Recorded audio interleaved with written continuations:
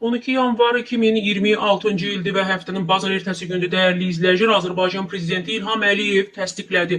Onların hərbi xidmət müddəti 6 ay azaldıldı. Söhbət kimlərdən gedir? Zabitlərin dinç dövrdəki həqiqi hərbi xidmət müddəti 6 ay azaldılıb.